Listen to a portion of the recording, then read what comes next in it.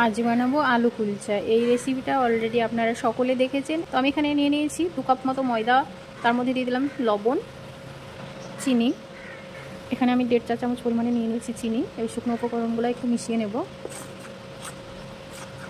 শুকনো উপকরণ মিশিয়ে নেওয়ার পরে আমি ময়দাগুলো মাঝখান থেকে সরিয়ে নিয়েছি এবং মাঝখানটা ফাঁকা করে নিয়েছি। মাঝে এবার আমি পরিমাণ মতো টক দই দিয়ে দেবো। 1/2 চা চামচ পরিমাণে দেবো বেকিং পাউডার। যে পরিমাণে আমি বেকিং পাউডার নিয়েছি তারও হাফ আমি নিয়েছি এখানে বেকিং সোডা।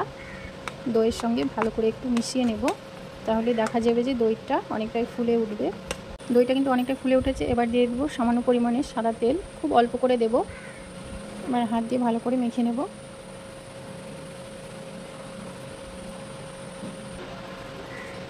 এইভাবে হাত দিয়ে ভালো করে আগে মেখে নিতে হবে, তারপরে অল্প অল্প পানি দিয়ে এবার ময়দাটা মেখে নেব।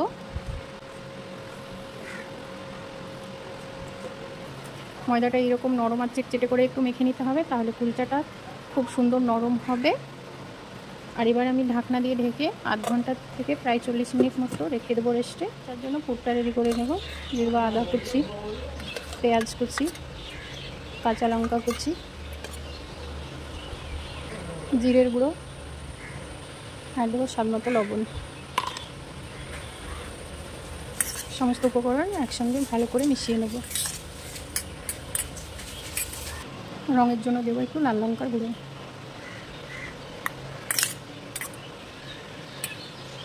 চল্লিশ মিনিট পরে আমি এভাবে লেচি কেটে নিয়েছি। এবার কুলচাগুলো তৈরি করে নেব।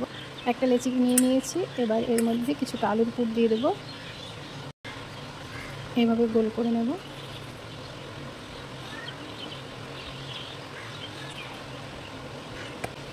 এবার বেলে নেব।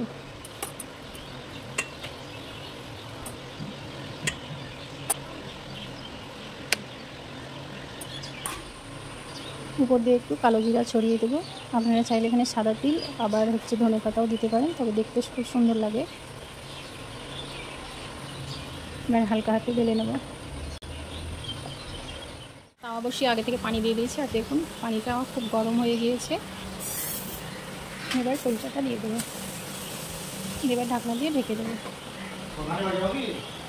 এবার ঢাকনাটা খুলে দেখবো যে দেখুন অল্প অল্প কিন্তু ফুলে ফুলে উঠেছে।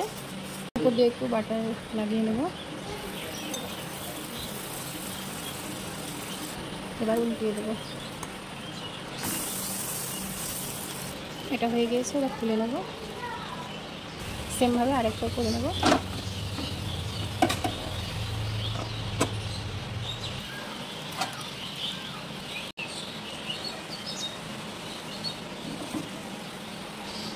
ওই ফ্রাই প্যানটাই লেগে যাচ্ছিলো বলে আমি চেঞ্জ করেছি। আর দেখুন এটাতে করেছি কত সুন্দরভাবে একদম ফুলে গেছে।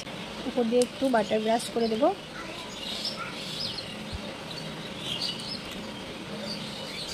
এবার উল্টিয়ে দেব। সমস্ত কুলচাগুলো কিন্তু ভেজে একটা প্লেটে নিয়ে নিয়েছি। দেখুন বেশ ভালোই হয়েছে, খুব একটা খারাপ হয়নি। প্রথমে আমি যেই স্টিলের ফ্রাই প্যানে করছিলাম সেটাতে লেগে যাচ্ছিলো বলে এইরকমটা হয়েছে, কিন্তু আমি পরে ফ্রাই প্যান চেঞ্জ করাতে কিন্তু ভালোই হয়েছে। খেতেও কিন্তু বেশ ভালোই লাগছে। তো আপনারাও এইভাবে একবার সহজ পদ্ধতিতে কুলচা রেসিপিটা ট্রাই করে দেখতে পারেন। এই রেসিপিটা ভালো লাগলে অবশ্যই like, share, comments and subscribe করতে ভুলবেন না।